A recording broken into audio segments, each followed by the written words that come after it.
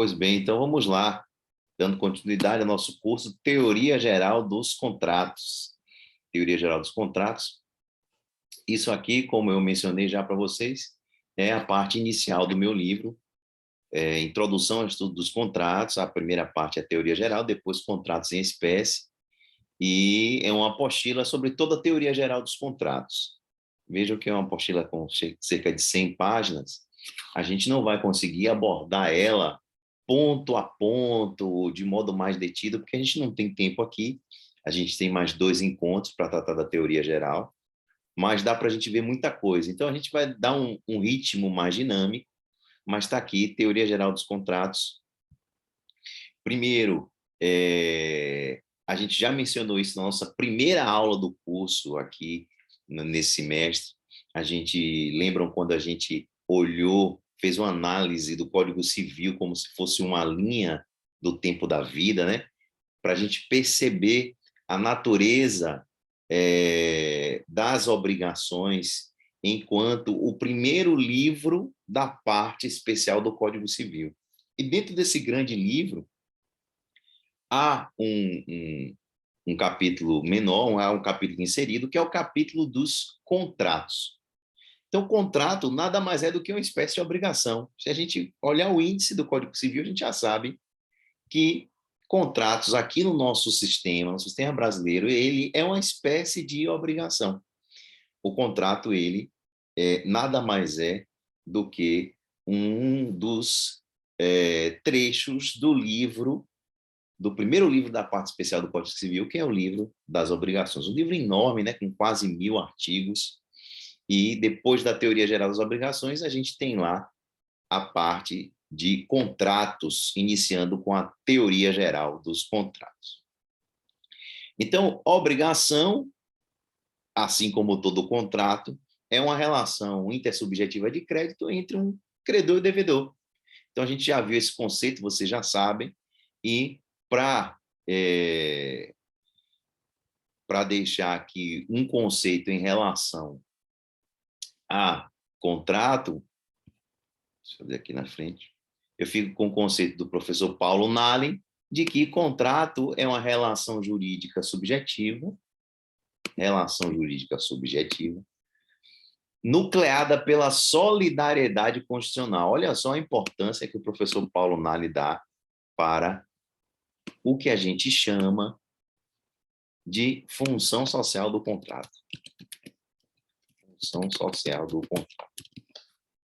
Então, o contrato constitui uma relação jurídica subjetiva, nucleado ao centro dessa relação é atender à chamada função social. O que é a função social? É o dever de ser solidário. É o que o professor Paulo Nallen chama de solidariedade constitucional. Então,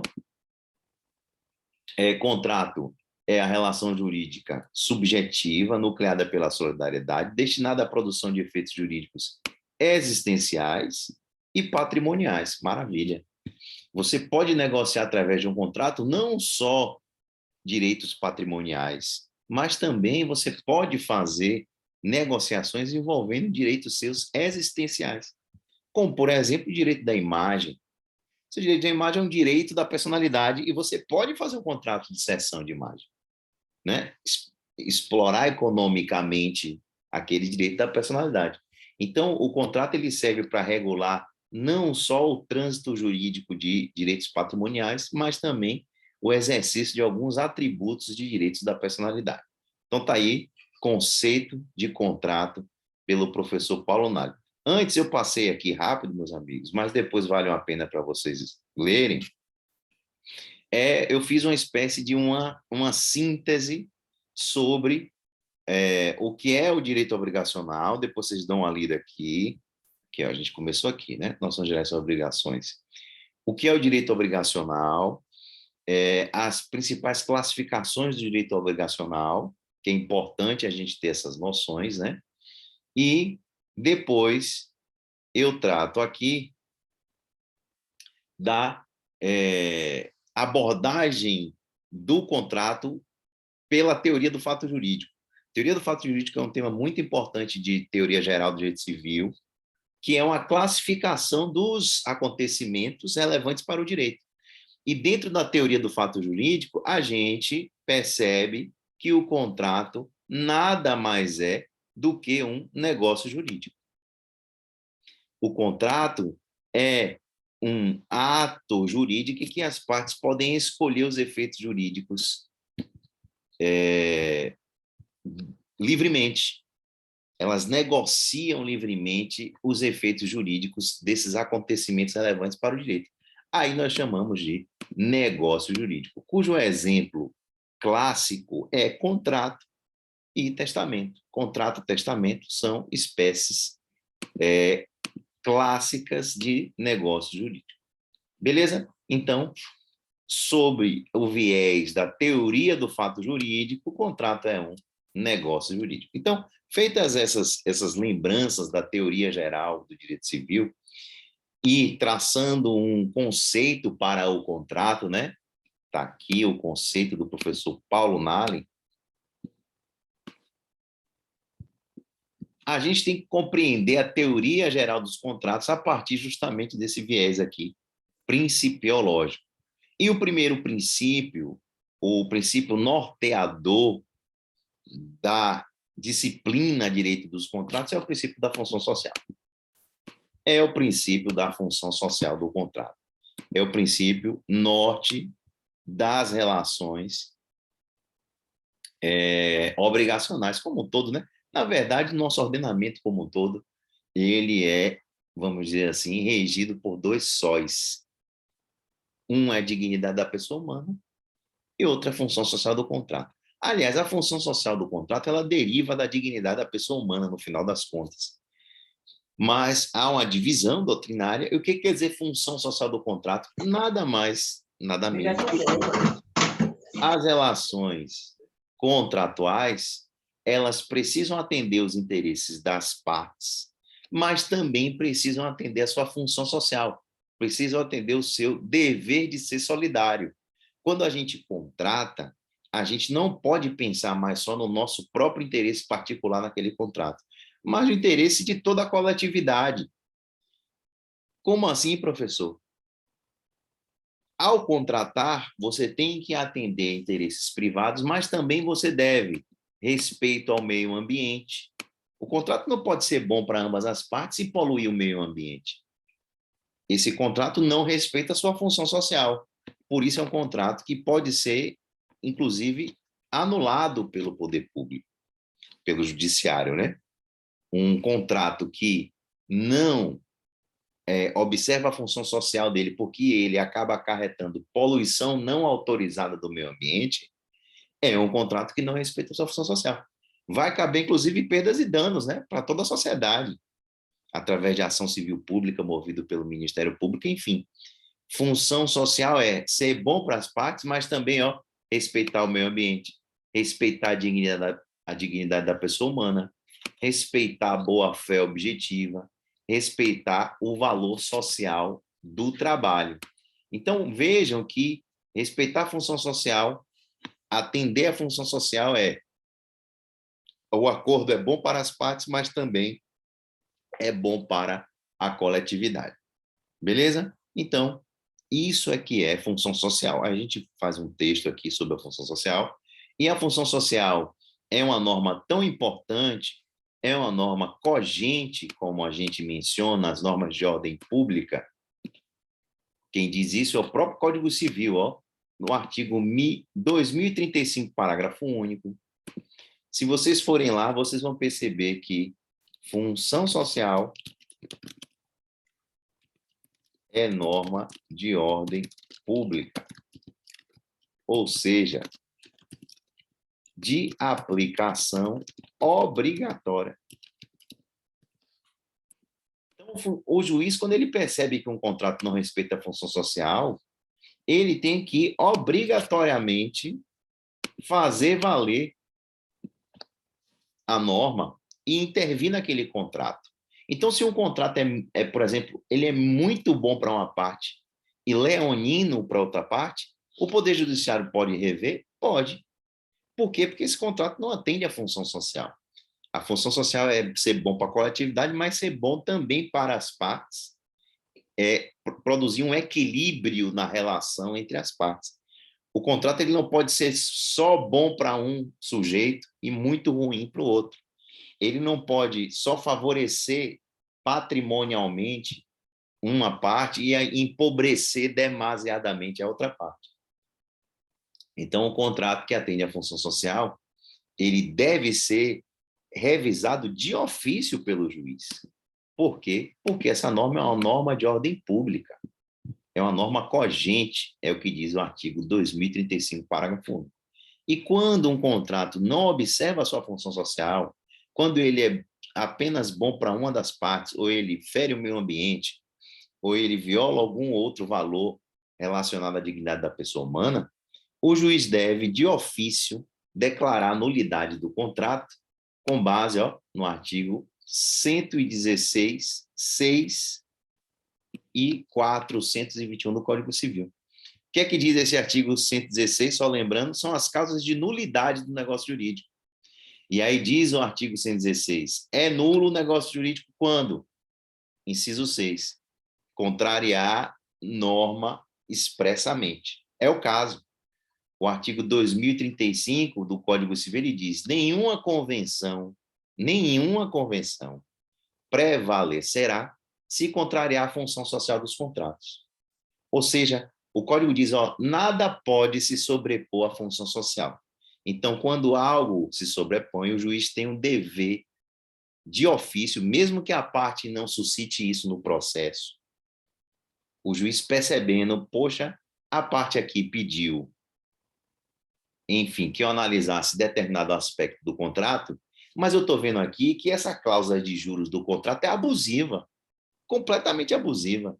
Eu, magistrado, posso interferir nessa relação contratual para alterar esses juros abusivos? Posso não, eu devo como magistrado. Por quê?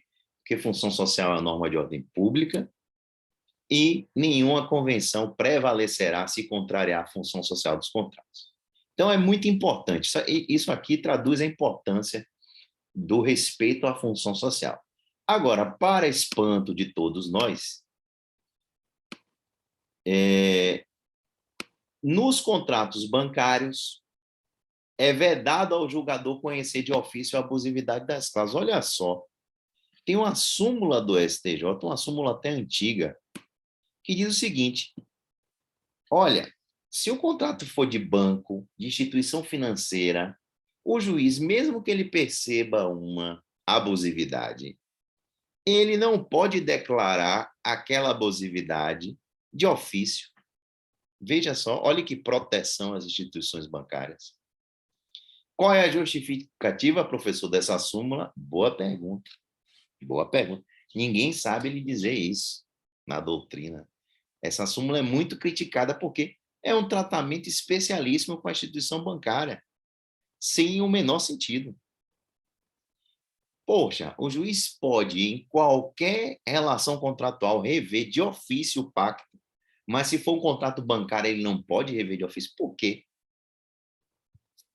Meus amigos, durmam com esse barulho aí. E é súmula em vigor, está aí, não foi revogada. Então, em contrato bancário, a parte tem que suscitar a nulidade, senão o magistrado, pelo teor da súmula 381 do STJ, não poderá rever aquela abusividade de ofício, beleza? Mas isso é exceção, né? Isso é exceção, isso é quase um absurdo, que a gente poderia dizer, mas está aí a súmula 381 do STJ, beleza? Então, tá aí, bacana. Contrato e o CDC. Isso é um ponto muito importante, porque quando a gente analisa qualquer espécie contratual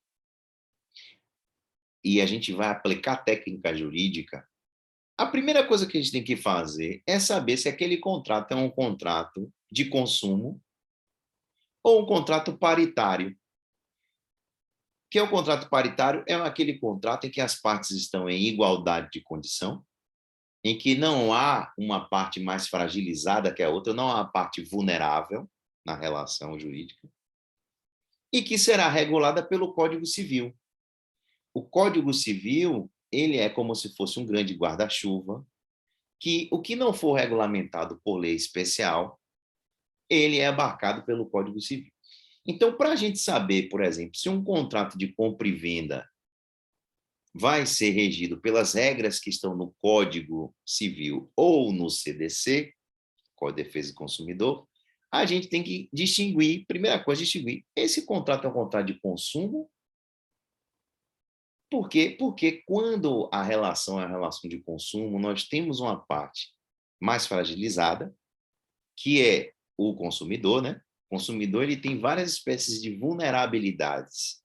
Ele é vulnerável economicamente, ele é vulnerável juridicamente, ele é vulnerável tecnicamente, porque ele não sabe direito como é que funciona aquele produto que ele comprou.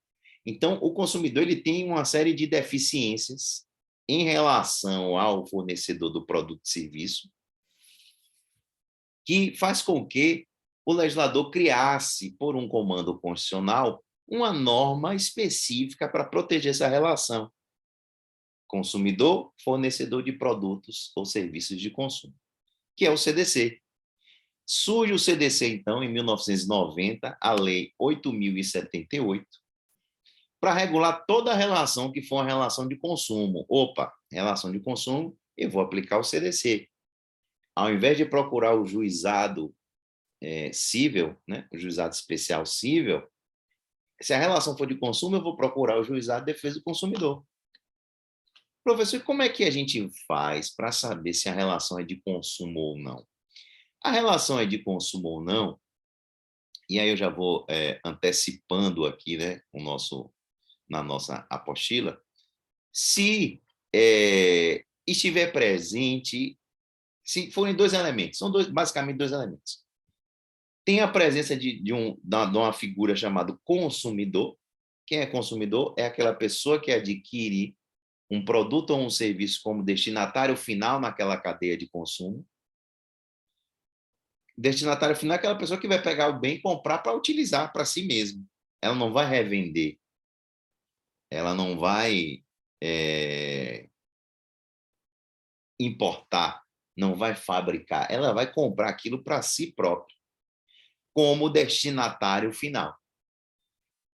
E do outro lado, tem alguém que profissionalmente vende esse produto ou esse serviço, que é o fornecedor de produto e serviço.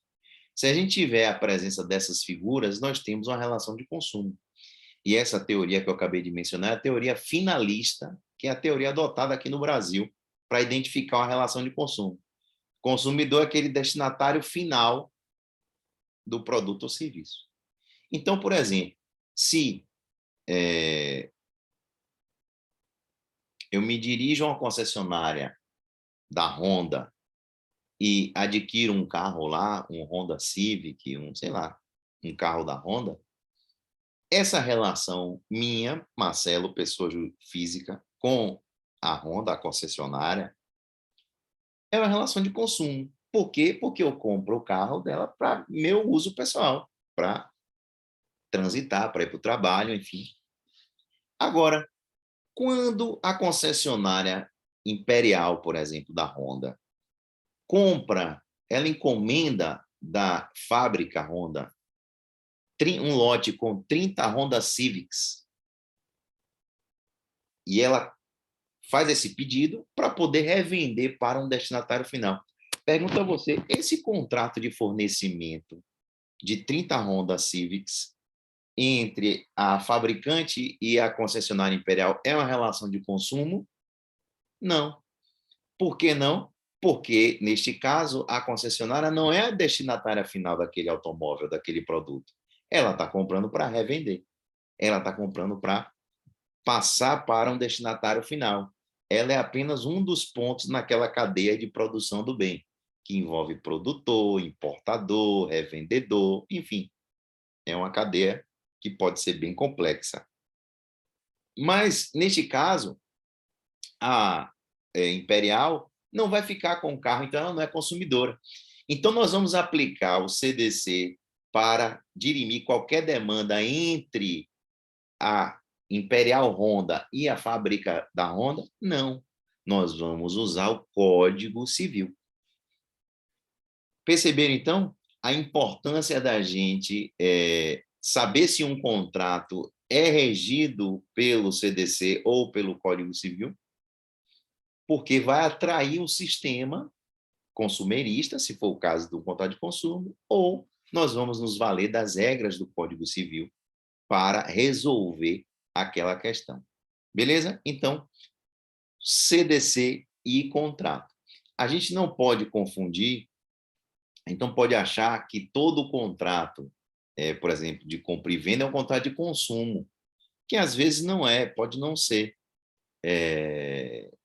O que é fundamental para a gente caracterizar o contrato de consumo é a existência daquele destinatário final do bem ou do serviço. Beleza? Então, diante de uma relação de consumo, a gente vai aplicar o CDC. Agora, excepcionalmente, se a gente não conseguir solucionar o caso com as regras do CDC, supletivamente, nós sempre teremos à disposição a teoria geral dos contratos.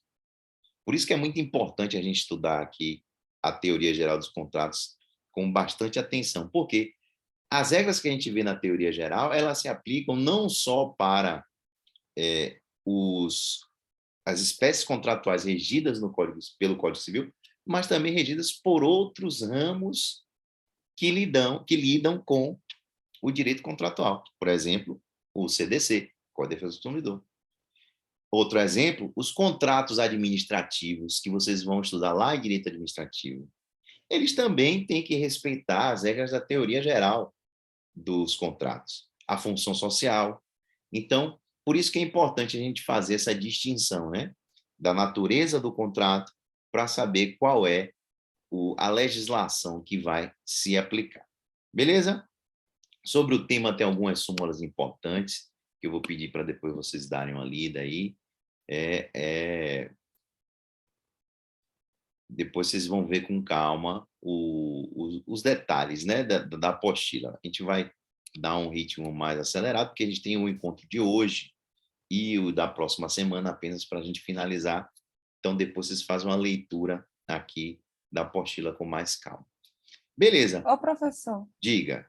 uma dúvida. Aquela primeira súmula que você falou dos bancos, Sim, ela não fere o princípio da função social, não? com certeza. Ela vai de encontro à função social. E aí você pergunta, né? É porque essa súmula é antiga, né? Essa súmula aqui, 381, a gente tem que ver até o ano de edição dela, mas pela numeração ela é anterior à Constituição de 88, com certeza. E a função social, ela chegou no nosso ordenamento mesmo com a Constituição de 88. Lá, de onde qual é a origem da função social? Artigo 3º, 1 da Constituição diz quais são os objetivos fundamentais da nossa República Federativa, né? E tem lá o primeiro, artigo 3º, inciso 1 da Constituição. Construir uma sociedade livre, justa e solidária. A solidariedade social, o solidarismo social, a função social vem daí. O dever de construir uma sociedade livre, justa e solidária. E aí começou-se a fazer uma leitura de todo o ordenamento a partir da função social. E essa súmula já existia. E ela, até hoje, não foi alvo de reavaliação pelo STJ, pelo próprio STJ, no sentido de dizer, olha, em relação aos contratos bancários, também deve se aplicar a função social, o examinador, o juiz, ele deve conhecer de ofício a abusividade das cláusulas que, eventualmente, estejam contidas em contratos bancários. Mas até hoje não fez. Até hoje não fez. Até hoje essa súmula, em tese, ela funciona e ela é utilizada e tem juiz que é fácil para ele, né? É muito mais fácil até para o magistrado dizer, olha, não vou conhecer, né, o pedido, se não foi feito o pedido nesse sentido, eu não vou nem avaliar, não vou perder tempo aqui olhando se esse contrato observou a função social ou não. E aí, tome-lhe súmula 381 em contrato bancário, ele não avalia de ofício. Ela é contrária à função social? É contrária à função social. É exatamente por isso que a gente menciona aqui, ó, que a regra geral é que, uma vez contrariando a função social, o contrato deve ser considerado, ó, nulo. Agora, excepcionalmente, a nulidade não poderá ser declarada, como nos contratos bancários. Súmula 381. Deixa eu ver aqui, por curiosidade, de quando é essa súmula aqui, só para a gente ver. 381. Ela dá uma questão de concurso, né? A pessoa bem formulada aí, se souber, engana. Exatamente. Deixa eu ver se eu consigo descobrir a data dela.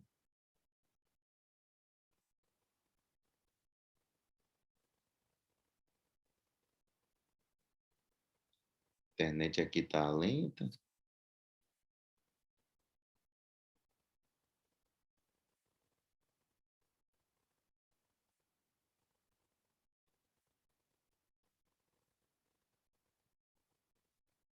Não tenho aqui não. Não consegui ver, não. Enfim, o fato é que essa súmula ela contraria a função social e, como indica a esmagadora maioria da doutrina, aliás, eu não conheço doutrinador que defenda essa súmula. Não conheço ainda.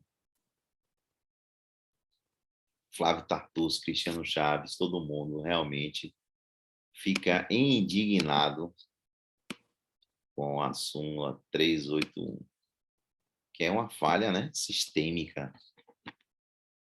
Ok. Beleza, a gente está falando do CDC e o contrato de consumo, a distinção, né, porque é uma relação de consumo, e chegamos no ponto requisitos ou condições de validade do contrato.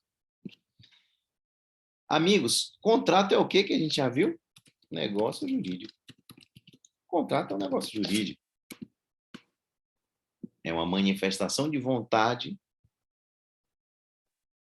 que tem a pretensão de produzir efeitos jurídicos queridos pelas partes. As partes escolhem os efeitos jurídicos que vão produzir. O que é isso? Todo ato jurídico negocial, ou seja, que ele derivou de uma negociação das partes, que as partes escolheram quais os efeitos jurídicos, nós estamos diante de um negócio jurídico. O nome já diz, né? É negociado. É uma obrigação negociada. E o contrato, como todo negócio jurídico, ele tem que atender os requisitos de validade de qualquer negócio jurídico, que são aqueles previstos no artigo 104 do Código Civil. O artigo 104 do Código Civil diz: a validade do negócio jurídico requer 2 pontos. Capacidade, né? Capacidade, o sujeito tem que ter capacidade para realizar negócio jurídico, ele tem que ser maior de idade, porque os absolutamente e os relativamente incapazes podem praticar? Podem, mas eles precisam de representação ou assistência para realizarem negócios jurídicos. Se eles não possuem assistência ou representação, o contrato pode ser declarado, respectivamente, anulável ou nulo. Anulável ou nulo. Então, primeiro requisito do contrato, capacidade das partes. Artigo 104.1. Também as partes devem ter legitimidade. O que é legitimidade? Às vezes, além de você ser capaz, o ordenamento exige que você preencha mais um requisito.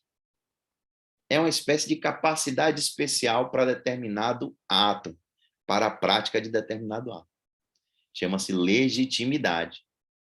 É o que acontece, por exemplo, na venda de bem imóvel. Você é dono de um bem imóvel, você pode vender esse bem sem perguntar a ninguém? Pode, se você for maior de idade, você vende o que você quiser e compra o que você quiser.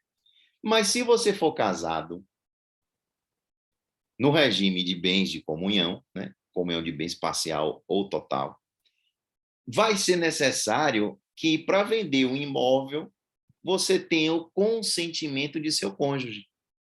Seu cônjuge precisa dar o ok, pô, eu aceito, beleza, pode vender.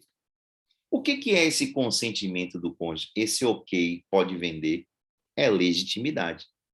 Então, além de ser capaz, você vai ter que preencher um plus na capacidade, uma capacidade específica, que é uma capacidade, um requisito para a prática de determinado ato.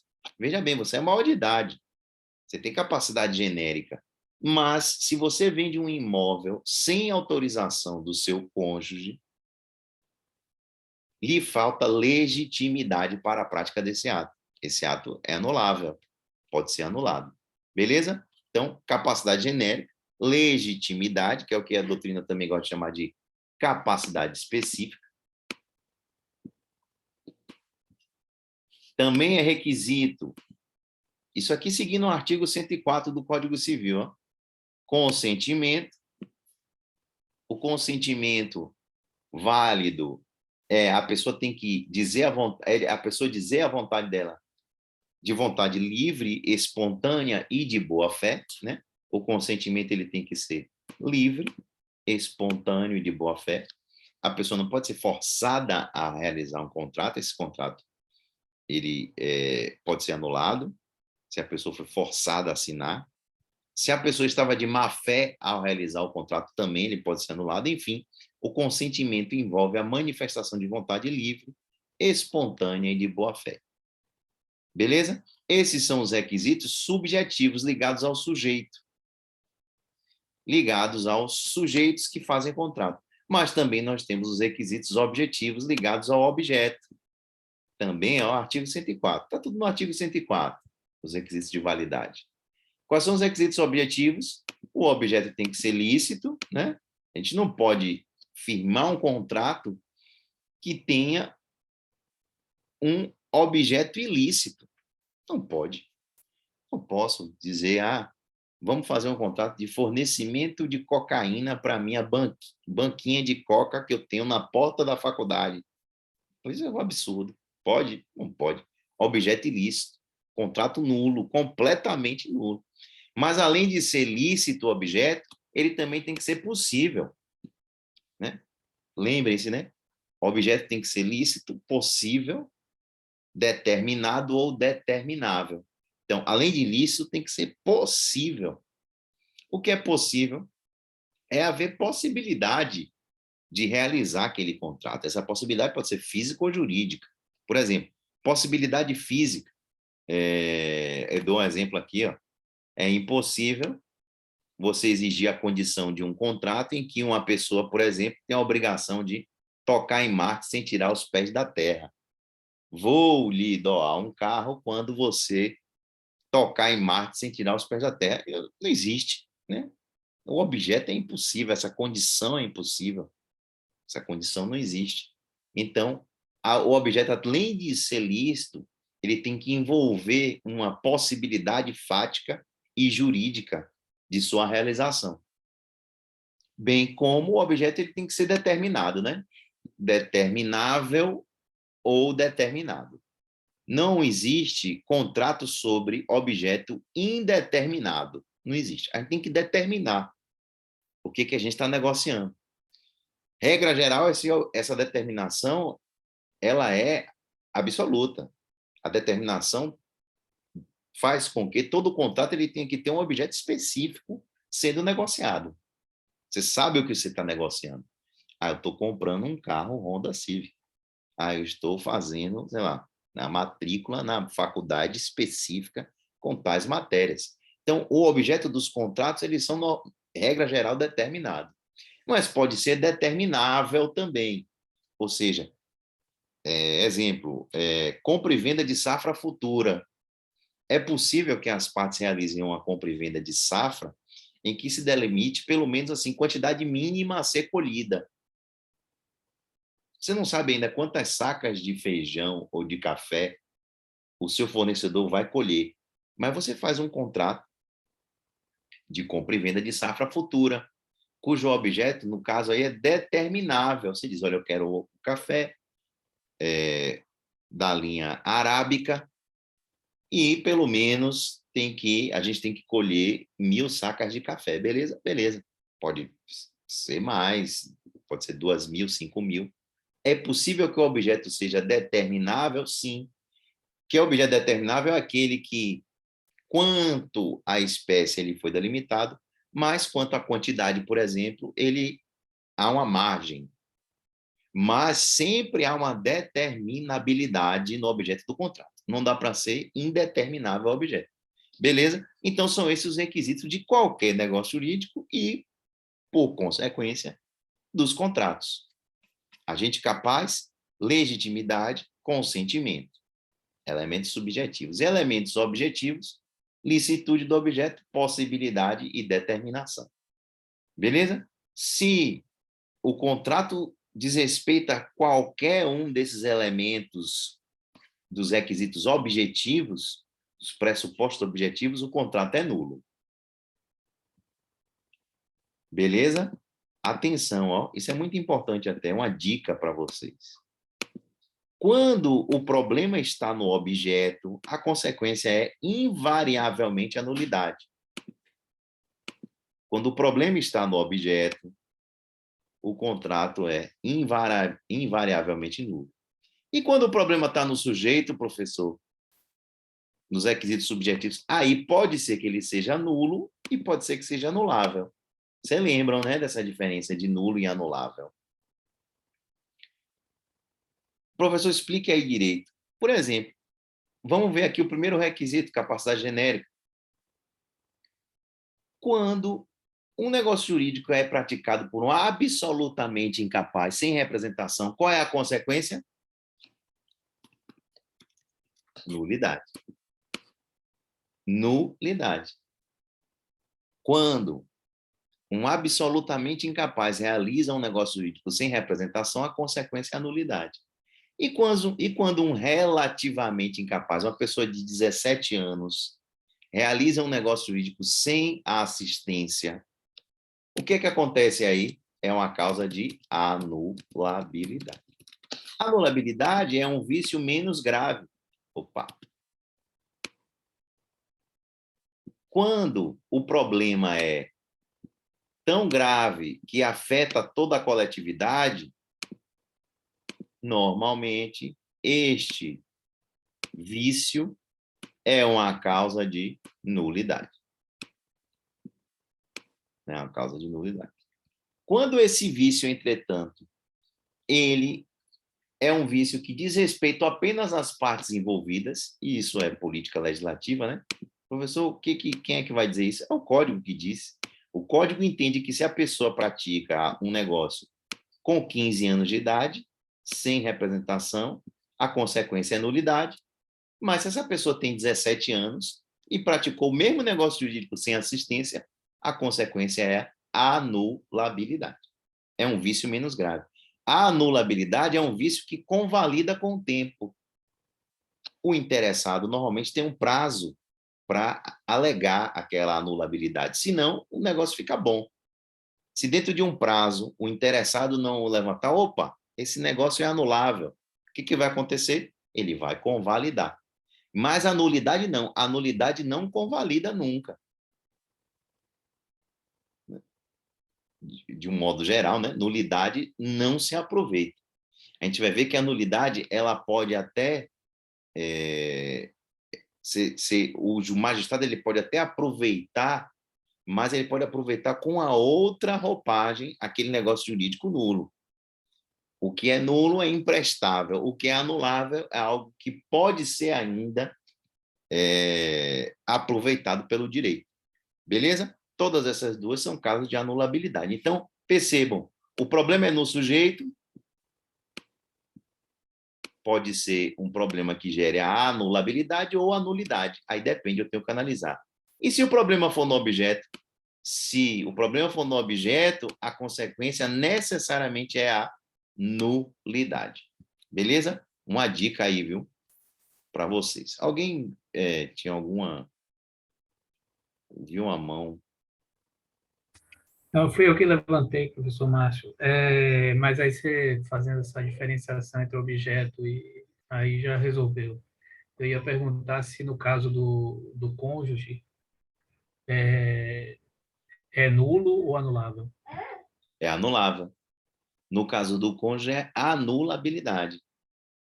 E é interessante que as causas de anulabilidade... Como é que eu sei, professor, se é a causa de anulabilidade ou nulidade? Aproveitar sua pergunta, hein, Márcio, que ela é boa.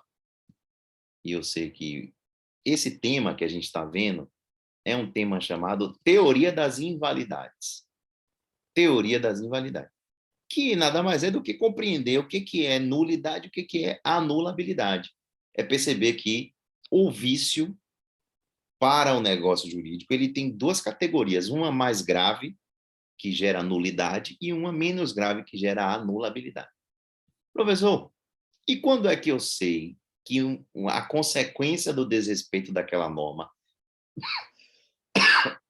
é nulidade ou anulabilidade? Bem, às vezes essa pergunta não é assim tão fácil de responder, mas hoje em dia é bem mais fácil do que era na minha época do Código Civil de 1916, quando eu estudei. Né? Parece coisa de outro planeta, mas é de outro planeta, é de outro século. Eu entrei na faculdade em 96, eu estudei o Código Civil de 1916, porque quando eu me formei em 2001, no ano seguinte foi que entrou em vigor esse código. Então, no meu código era muito difícil a gente saber o que era a anulabilidade da nulidade, a distinção, porque a gente não tinha, muitas vezes, essa colher de chá aqui, ó. Por exemplo, diz o Código Civil no artigo 496, é anulável a venda de ascendente a descendente. Isso aqui está tratando do contrato de compra e venda, né? É a venda. É anulável a venda de um pai para um filho, de um ascendente para um descendente, salvo se os outros descendentes e o cônjuge alienante expressamente houverem consentido, expressamente derem o ok. Beleza. O que é isso aqui? Só uma observaçãozinha. É uma legitimidade, né? Já acabou de ver. É exigência do código no seguinte sentido. Olha, quando um pai ele tem mais de um filho e ele é casado, e ele quer vender um bem especificamente para um dos filhos, ele tem que ter o consentimento dos demais filhos e do cônjuge. Professor, e por que isso? Porque a ideia desse dispositivo é proteger a herança legítima. Os herdeiros necessários, os filhos, o cônjuge e o ascendente, eles são o que vocês vão ver lá em direito das sucessões de herdeiros necessários. Eles têm que ganhar um quinhão igual hereditário, um quinhão hereditário igual, quando o pai, por exemplo, vier a falecer. E, às vezes, para favorecer um dos filhos, o filho e o pai podem estar realizando uma compra e venda disfarçada, uma compra e venda abaixo do preço, para favorecer este filho especificamente. Então, por isso que o código diz, olha, é anulável a venda de ascendente a descendente, salvo se outros descendentes e o cônjuge expressamente derem o ok. Pergunta a você, a consequência do ascendente que vende um bem ao descendente não perguntar aos demais descendentes e ao cônjuge, é uma causa de nulidade ou anulabilidade? Anulabilidade. Anulabilidade. Porque o código ele diz aqui, ó, é anulável. Pô, maravilha. Então, o código, normalmente, ele vai dar essa dica para você. Ele vai mencionar. E, em relação ao negócio jurídico, pelo menos, as causas de nulidade, elas estão, de um modo geral, concentradas aqui, ó, no artigo 166, lá em teoria geral. É nulo o negócio jurídico quando tudo isso aqui gera nulidade. Desrespeitou isso aqui, não dá para aproveitar. Tem que ser desfeito o negócio jurídico. Beleza? Agora, quando é anulável, se dentro de um prazo as partes não suscitarem, aquele negócio ele se convalida. Então, quando é que é uma causa de nulidade? Ó, quando ele é celebrado por pessoa absolutamente incapaz, quando o objeto for ilícito, impossível ou indeterminável, quando o motivo foi ilícito como as partes, quando a lei exigiu uma forma prescrita, uma formalidade e essa formalidade não for cumprida, é nulidade. Então, por exemplo, casamento. Casamento é um ato formalíssimo. Tem que seguir uma série de atos, uma forma prescrita na lei. Se as pessoas se casaram sem observar aquele procedimento, é nulo o contrato. Não dá para aproveitar o casamento. Então, ó, se for preterida alguma solenidade, se tiver por objeto fraudar a lei, ou se a lei taxativamente declarar nulo. Então, o código, além desse artigo 166, ele vai dizer, é nulo o ato... Por exemplo, aqui, ó, é nulo o negócio jurídico simulado. Ou então ele vai falar, é anulável essa e essa. Ó, aqui, ó. Além dos casos expressamente declarados em lei, é anulável o negócio jurídico quando for praticado por agente relativamente incapaz, for acometido por um dos vícios do consentimento. Olha aí, erro, dolo, coação, estado de perigo, lesão ou fraude. Beleza? Agora, olha a diferença. O negócio anulável pode ser confirmado pelas partes. Então, se um pai vende um imóvel para um filho sem o consentimento dos demais interessados, os demais interessados depois podem confirmar, dizer, não, tudo bem, meu pai, ok, a gente dá o ok aí na sua compra e venda, tá tudo bem. Se a consequência fosse nulidade, isso não poderia ser feito. Não pode ser confirmado pelas partes um negócio jurídico nulo. Bacana? Então, tá aí. É muito importante, né? Essa compreensão, essa distinção entre nulidade e anulabilidade. Ok. Então, falamos sobre os requisitos de validade dos contratos, subjetivos e objetivos. Próximo ponto é forma e prova do contrato. Olha, a forma é livre. O que vigora aqui é o princípio da liberdade das formas. Livre, liberdade das formas. Beleza?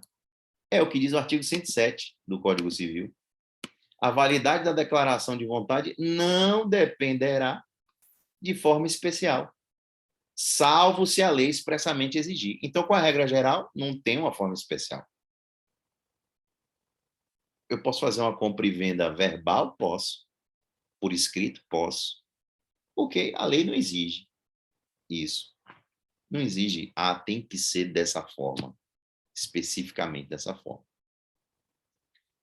Mas quando a lei exige, por exemplo, eu vou fazer uma doação de um imóvel de valor superior a 30 salários mínimos. Vou fazer uma compra e venda de um imóvel com valor superior a 30 salários mínimos. Aí o Código Civil, no artigo 108, diz lá, ó, precisa ser feita a escritura pública. Então, quando a lei exige uma formalidade, aí ela é da essência do negócio jurídico. Beleza? Mas a regra geral, qual é? Liberdade das formas. É diferente, por exemplo, no direito administrativo. Direito administrativo. Os contratos administrativos não é a liberdade da forma que vigora, mas sim o engessamento das formas, né? Vamos dizer assim. Você só pode contratar com o poder público, e o poder público só pode contratar daquelas formas previstas na lei de licitação. É o que está ali. Tem que seguir todo aquele ritual, aquela forma para se contratar.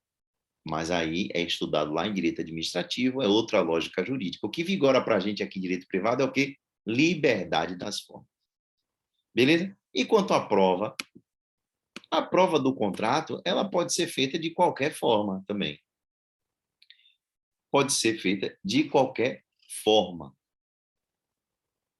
A doutrina chama contratos ou negócios jurídicos ad probationem aqueles negócios jurídicos que necessitam de uma forma escrita para serem realizados. Beleza? Então, quando o código exige uma forma escrita para que aquele pacto tenha validade, para que aquele ato jurídico tenha validade. Chamamos esses negócios de ad probationem. Beleza? É um nome em latim. Tudo que tem nome em latim é importante, né? A gente já sabe. Eu não gosto muito, mas quando vocês viram a expressão em latim, o professor chama de em latim um negócio. Liguem as antenas. Pô, opa, esse negócio aqui é importante. Ou vai cair na sua prova, né? Vai cair no seu exame da ordem, no seu, né? Numerus clausus, aquela coisa toda que vocês ouvem aí. Fiquem ligados. Quando vem uma expressão em latim, é porque aquele instituto jurídico tem uma importância, né? Sem sombra de dúvida. Então, beleza. Na sequência, essa apostila minha trata dos princípios do direito contratual. Eu vou passar, passando aqui, vai ser um... A gente já falou sobre o primeiro, que é a função social, e a gente vai falar sobre os demais. Mas eu faço uma divisão aqui, ó, entre os chamados princípios liberais, os princípios que foram gerados pós-revoluções burguesas, né? Pós-Código Napoleão, de 1804, que são a autonomia da vontade, consensualismo, pacta sunt servanda, que é a força obrigatória dos contratos, e o princípio da relatividade dos efeitos do contrato. A gente vai falar de cada um aqui desses. Mas também nós temos chamados princípios de segunda geração, ou princípios sociais. Primeiro são os princípios liberais, ou de primeira geração, né? Ou de primeira dimensão, e os segundos são os princípios sociais, ou de segunda dimensão, ou segunda geração. Quais são eles? Função social, boa-fé objetiva e equivalência material. Beleza? São esses os princípios aqui, divididos por fases. Primeiro surgiram esses princípios nos ordenamentos jurídicos, a partir ali do século XIX. Depois, pós-Segunda Guerra Mundial, os ordenamentos passaram a perceber que, além destes princípios, era necessário banhar o ordenamento contratual, banhar o ordenamento jurídico como um todo, com esses princípios aí, função social, boa-fé objetiva e equidade, né, também chamada equivalência material. Vamos lá. A autonomia da vontade é o seguinte, princípio liberal, que diz que a parte, os sujeitos, né, eles podem realizar qualquer ato que não esteja proibido em lei. A autonomia da vontade quer dizer a liberdade que as pessoas têm de contratar livremente. A autonomia da vontade tem essa identificação. E o conceito de autonomia da vontade, ele evoluiu para o que hoje em dia a gente chama de autonomia privada. O que é autonomia privada? Autonomia privada é a autonomia da vontade, aquele conceito liberal da pessoa pode fazer o que ela quiser, praticamente um livre-arbítrio, só que temperado pela função social. Olha, tudo bem, você pode fazer o que você quiser, mas, além dos interesses das partes, você deve obedecer aos requisitos de validade previstos no Código, a função social e por aí vai.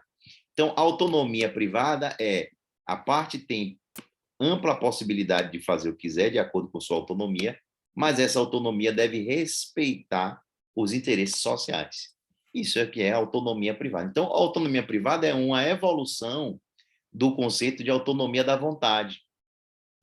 A autonomia da vontade está ligado mais ao período burguês, né? Que era o individualismo liberal que vigorava, e a autonomia privada está mais ligado à era social dos ordenamentos, que começou lá com a Constituição alemã e a mexicana do início do século passado, que trouxeram esses valores sociais para os ordenamentos através dos seus textos constitucionais.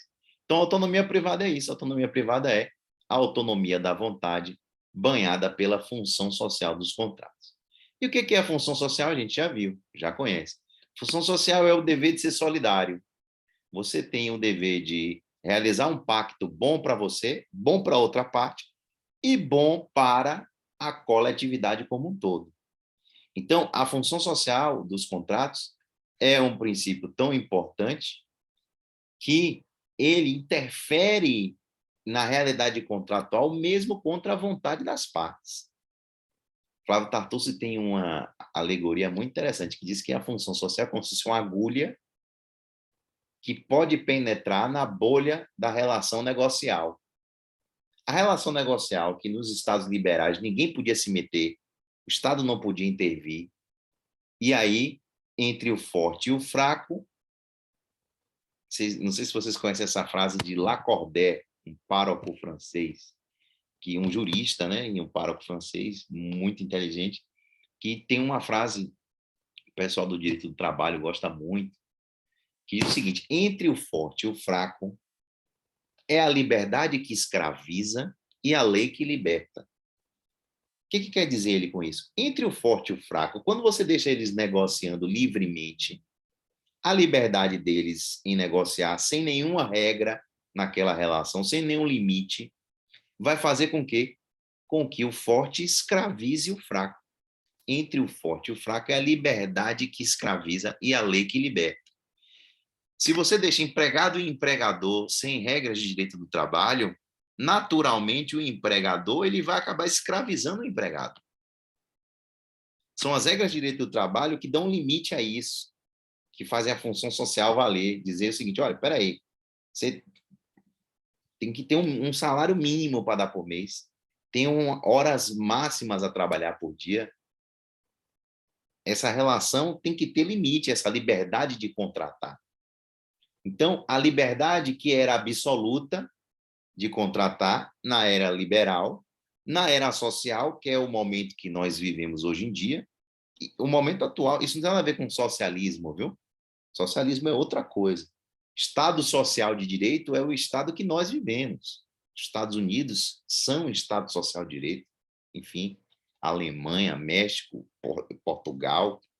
Estado social é aquele estado de direito em que a Constituição já abarcou o dever de ser solidário. Beleza? Então, função social dos contratos, ela surge como algo que pode intervir, inclusive contrário ao que as partes queriam. As partes, elas podem estar cheias de boas intenções, mas poluir o meio ambiente. E aí a função social pode intervir nessa relação contratual, desfazer, mitigar a força obrigatória daquele pacto. O que é a força obrigatória do pacto? É o seguinte: o contrato só vincula quem assinou ele e ninguém se mete. Pacta sunt servanda, que quer dizer força obrigatória, quer dizer, se eu faço um acordo com o Nilva, digo assim: Nilva, vamos fazer um pacto aqui? Vamos. Sei lá, prestação de serviço.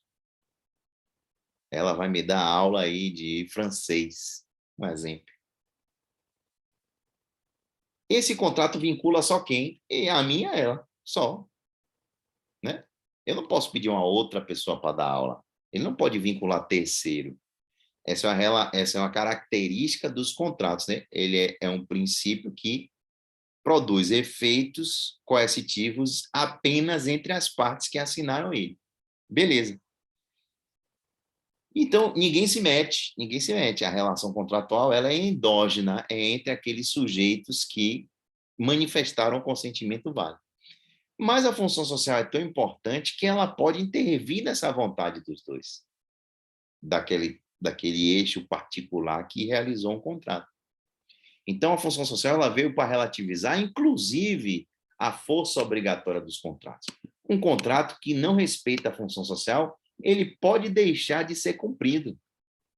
Ele perde a característica da coercitividade, que é a força obrigatória dos contratos. Então, um contrato que não respeita o meio ambiente, ele pode ser desfeito, ele não precisa ser cumprido. Ele, inclusive, não deve ser cumprido para atender a sua finalidade coletiva, a sua função social. Beleza? Então, tá aí, função social. A lei, a chamada lei da liberdade econômica, né, que surgiu aí no início do governo atual, a lei 13.874 de 2019, que modificou vários dispositivos do Código Civil, vários dispositivos de direito empresarial. Essa lei ela tentou dar uma roupagem diferenciada à função social, quis os gênios que, no particular, tentaram modificar o artigo 421, gênio, né, do direito, porque é uma loucura isso. Eles tentaram dizer o seguinte, a função social dos contratos, o que foi que fez essa lei? Essa lei modificou, deixa eu trazer aqui para você o Código Civil, no particular. Artigo 421 diz o seguinte: a liberdade contratual será exercida nos limites da função social do contrato. Beleza. Antes da Lei da Liberdade Econômica, o artigo 421 só tinha esse caput. A liberdade contratual será exercida nos limites da função social do contrato. Ponto. Quer dizer o quê? Todo contrato tem que respeitar a sua função social.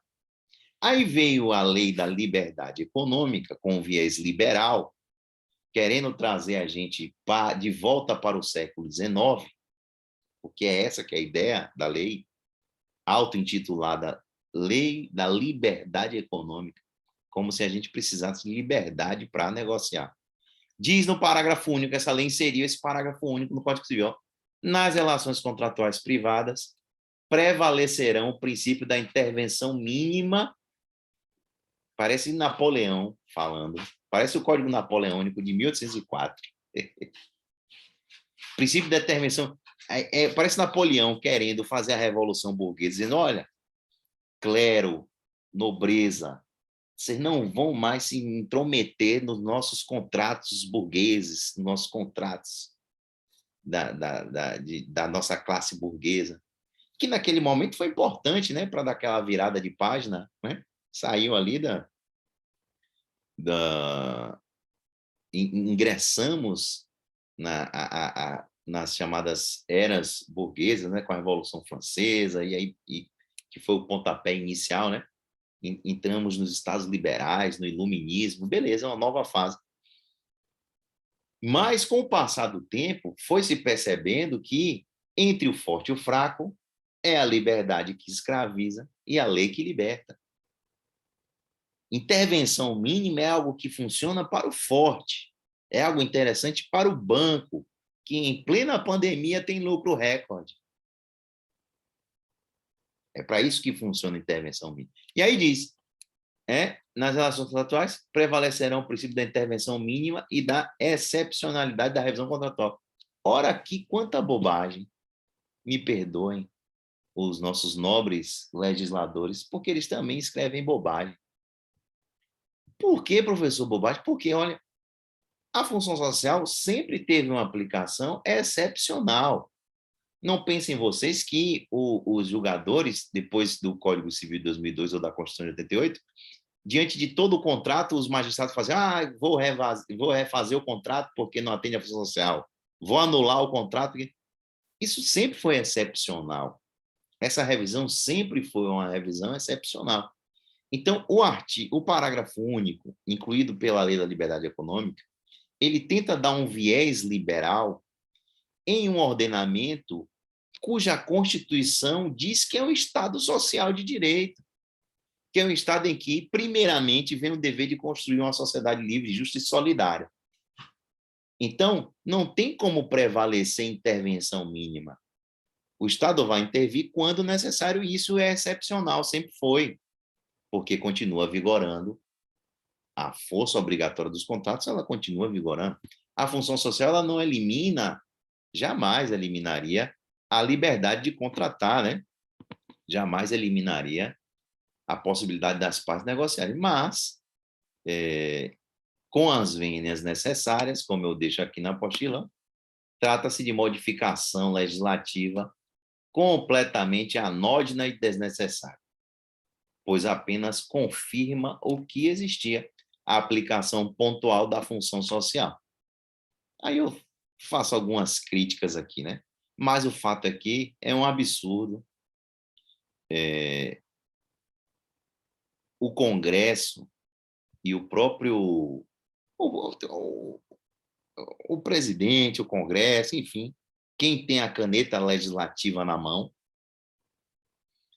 querer, em uma sentada, definir conceito de cláusula geral. O que é função social do contrato? Função social é uma cláusula geral. O que quer dizer isso? Quer dizer que é um conceito indeterminado. Quer dizer que o juiz, na prática, ele vai dizer o que é função social.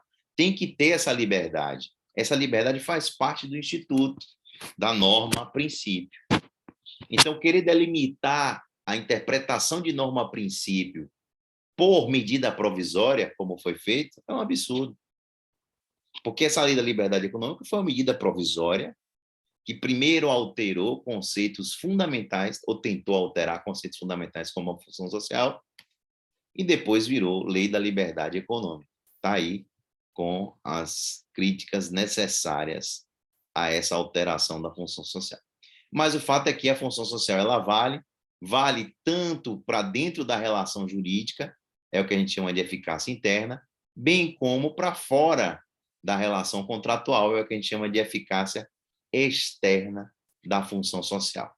Bacana? Depois vocês vão dar uma checada aí. Ok. Próximo princípio, pacta sunt servanda, força obrigatória, a gente já sabe qual é o significado. O que quer dizer o pacta sunt servanda? Quer dizer o seguinte, o contrato possui força obrigatória. De nada valeria um contrato se ele não tivesse força obrigatória, se ele não obrigasse as partes, né? De nada valeria.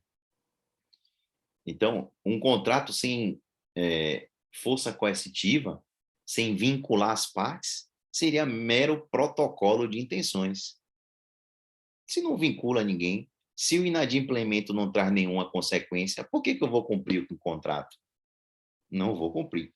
Então, a mola propulsora dos contratos é o pacta sunt servanda, é a força obrigatória, é a vinculação que gera entre as partes quando elas firmam um negócio jurídico, quando elas assumem o dever obrigacional através do negócio jurídico. Beleza? Então, pacta sunt servanda é força obrigatória dos contratos, outro princípio importante. Outro princípio que é muito interessante é boa-fé objetiva. O que quer dizer boa-fé objetiva? É o dever de probidade. É o dever de probidade. É o dever de ser probo. É o dever de agir com lealdade. Dever de probidade. Vou botar aqui. Lealdade. É o dever de ser leal com o seu parceiro contratual. Você tem que ser honesto com ele. Você tem que manter seu parceiro contratual informado. Você tem que ser bacana, você tem que ser legal com o seu parceiro contratual. É isso que é boa-fé objetiva. Boa-fé objetiva é a concepção ética da boa-fé, né? É o dever de probidade. Não confunda com boa-fé subjetiva, que é a concepção psicológica que é ligada à intenção do agente. Boa-fé objetiva não está ligada à intenção do agente, mas sim a um dever de agir de um modo padrão, standard, de um modo com que se espera que as pessoas venham agir em uma relação contratual. As partes contratam pensando, pô, meu outro contratante vai me honrar, ele vai agir com lealdade. Isso é boa-fé objetiva. Boa-fé objetiva é o dever de agir com probidade numa relação contratual. Então, o que envolve a boa-fé objetiva? Dever de cuidado, dever de respeito, dever de informar a outra parte sobre o conteúdo negocial, dever de agir conforme a confiança depositada, dever de lealdade, colaboração, agir com honestidade. Enfim, é você ser bacana na relação contratual. Boa-fé objetiva. E a boa-fé objetiva é tão importante que ela deve ser observada antes de realizar o contrato, né? Nas tratativas preliminares, quando as partes estão negociando, já tem que agir de boa-fé. Durante o contrato, obviamente, na execução do contrato, e depois, mesmo após a execução do contrato, as partes têm que agir de boa-fé uma com a outra. Então, antes, por exemplo, nas negociações, as partes devem agir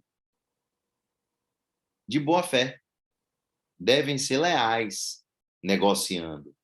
Eu não posso criar uma expectativa exagerada no meu com quem eu estou negociando, sob pena de quebrar a boa fé, durante o contrato também e mesmo após o contrato.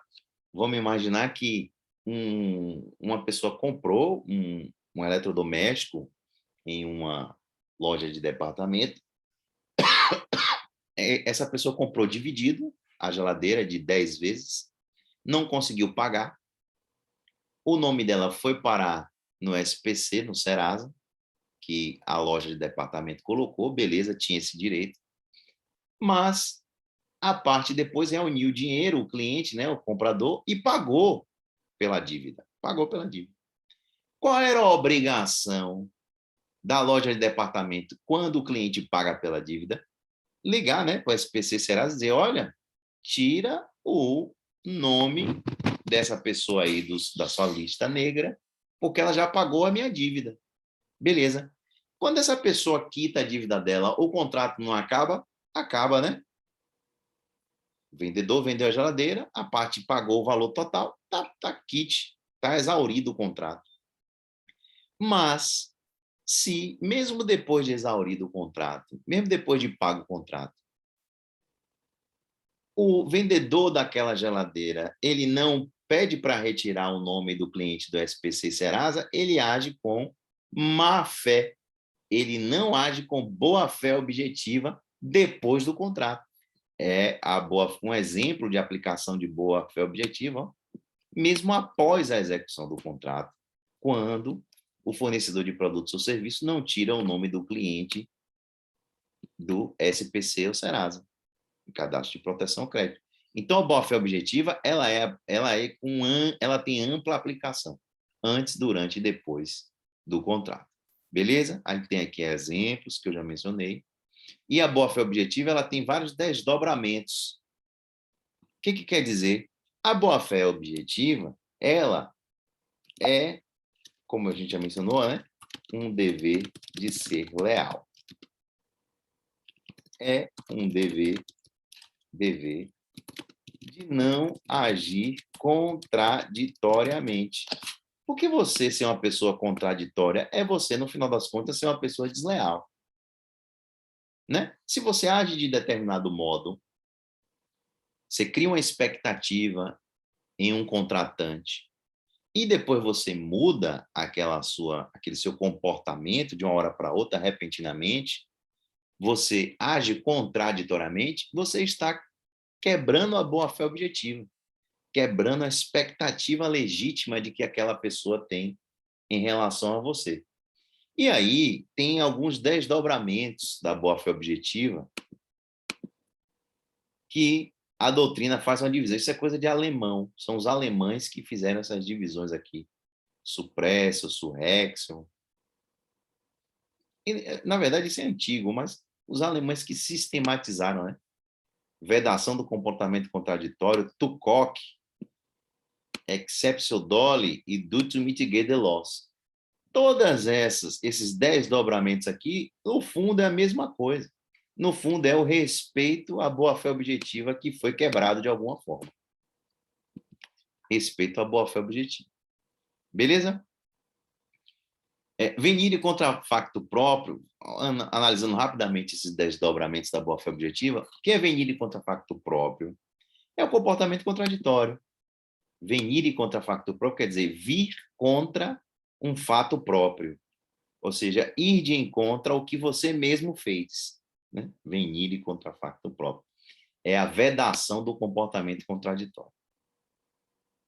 Então, não se permite que alguém pratique determinado ato e logo após realize uma conduta contrariando aquela expectativa. Então, dá um exemplo. Duas partes celebram um contrato de locação de imóvel. Beleza, vamos alugar uma casa? Vamos, beleza. Locador e locatário chegaram a um consenso em relação ao valor, vamos lá. Sendo que a data estipulada para o pagamento é todo dia 1º do mês. Beleza, está lá no contrato. Todo dia 1º do mês, eu, locatário, tenho que pagar ao locador. sob pena de incidir multa. Beleza. Entretanto, eu locatário, começo a pagar com atraso habitualmente, sempre por volta do dia 10 de cada mês. Pago no primeiro mês, dia 10, o locador não me cobra multa nem nada. Pago no segundo mês, dia 10, ele não me cobra multa nem nada. Enfim, vai passando, eu vou começando a pagar no dia 10, apesar de estar lá no contrato a cobrança de multa, passa um período em que eu crio a expectativa de que, na verdade, a gente acabou alterando a data de pagamento. Passou a ser dia 10 de cada mês. Eu criei uma expectativa, de acordo com o comportamento do locador, já que ele não me cobra multa, eu pago sempre dia 10, vou pagando, passo 1 ano, 2 anos pagando dia 10. Aí, lá, 3 anos depois, ele fala, rapaz, não quero mais, vou cobrar a multa. O que ele está fazendo neste caso aí? Ele está agindo contraditoriamente.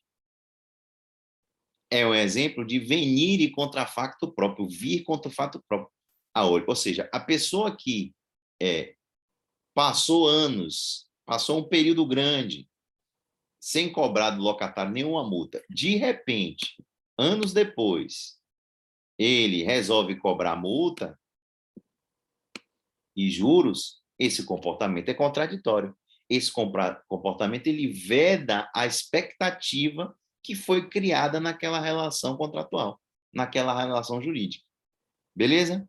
Outro exemplo de venire contra facto próprio, artigo 973 do Código Civil, diz o seguinte: a pessoa legalmente impedida de exercer atividade própria de empresário, tem pessoas que não podem ser empresário, como, por exemplo, magistrado, quem tem carreira jurídica, algumas carreiras jurídicas, elas não deixam, não permitem que a pessoa que exerce aquela função seja empresário. Por exemplo, magistrados, membros do Ministério Público não podem. Então, diz o artigo 973, rapidinho, a pessoa que legalmente é impedida de exercer atividade própria de empresário, se exercer, responderá pelas obrigações contraídas. Ou seja, a pessoa ela não pode ser contraditória, exercer. Por exemplo, eu sou magistrado, eu não posso exercer atividade empresarial, mas eu acabo exercendo. Aí, na minha atividade empresarial, eu fiz um contrato e eu, de repente, não estou mais afim de cumprir com aquele contrato. Eu digo, olha, contratante, olha outra parte, eu sou impedido legalmente de exercer atividade própria, portanto, eu não vou cumprir com a obrigação que eu assumi. Eu sou legalmente impedido de exercer atividade de empresário, portanto, eu não vou responder. Pode fazer isso? Não pode. O artigo 973 ele vem justamente impedir esse comportamento contraditório. A pessoa que é legalmente impedida de exercer atividade própria de empresário, se a exercer, vai responder pelas obrigações contraídas, justamente para não criar, né, para não contrariar as expectativas dos contratantes. Então, outro exemplo aí de venire contra facto próprio. Diga, alguém ia falar aí, Bruno? Isso.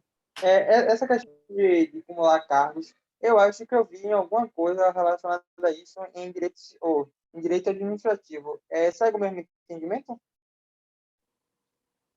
Como é? Porque essa questão de acumular ou não cargos e tudo mais, eu vi algo referente a isso no direito administrativo. Por exemplo, você pode ser um magistrado e um professor. Você está entendendo? Esse entendimento que o senhor acabou de mencionar aí, é o mesmo entendimento que a gente vê no direito administrativo sobre essa questão de acumulação de cargos? Não, é outro exemplo, é outra situação. O que você está mencionando aí, Bruno, são aquelas vedações, na verdade, que estão previstas na própria Constituição. A Constituição que faz essa proibição de acumulação de cargo público, né? Isso aí é outra coisa. Por exemplo... Mas, nesse caso aí que o senhor está falando, tipo, cada proibição que tem dessas é previsto nos regulamentos Isso, digamos, numa lei... Entendi. Eu achei que só era relacionamento direto na Constituição, mas entendi, professor. Obrigado. Não, tem na Constituição, tem essa vedação aqui também, no Código Civil, tem vedação na Lei dos Servidores Públicos Federais, por exemplo. Então, essas vedações, essas limitações, né, elas acontecem em vários dispositivos. Ok, desdobramentos da boa-fé objetiva. A doutrina chama de suppressio. O que quer dizer supressão, né? É a outra face da surrexio. Suppressio e surrexio a gente estuda conjuntamente. O que quer dizer suppressio e surrexio? Nada mais é do que um desdobramento do que a gente viu antes do comportamento contraditório. Quando o locador ele deixa de exigir a aplicação da multa e dos juros em uma relação contratual e aceita que o locatário comece a pagar todo dia 10 ao invés do dia 1º, o que foi que aconteceu aí para o locador? Aconteceu a supressão de um direito, suppressio. Ele perdeu o direito de exigir todo dia 1º porque ele passou um tempo exigindo, deixando para lá, né, a multa, aceitando o pagamento todo dia 10, criou uma expectativa razoável na outra parte, no locatário, de que ele podia pagar todo dia 10, e aconteceu uma suppressio do direito do locador de exigir o pagamento dia 1º. Agora o pagamento é dia 10. E o que foi que aconteceu com o locatário, perdão? Surrexio. Surgiu um direito. Surrexio quer dizer surgimento.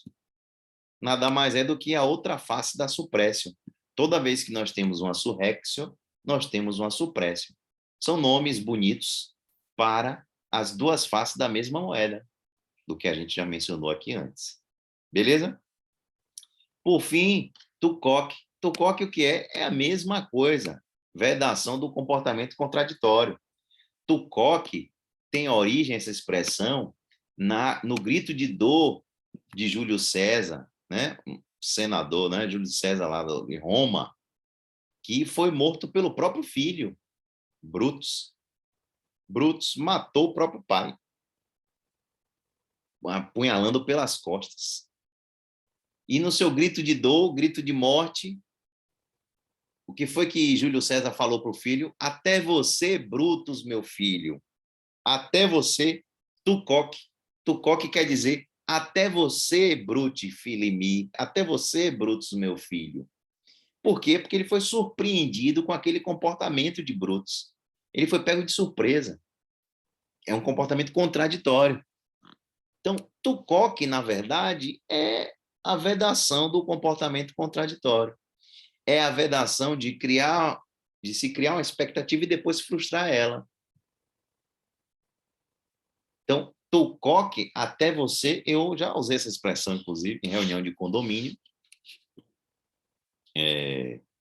O vizinho, que sempre botava lixo no dia errado, da coleta, o lixo no lugar onde não podia, estava um dia cheio de razão na reunião do condomínio, querendo reclamar de não sei quem que depositava lixo assim, né? Aí eu parei para ele e falei, tucoque, filimi. Ele não entendeu, né? Na hora nada. Mas tucoque, o que é? Até você, porra, você que faz errado, agora está querendo cobrar de todo mundo?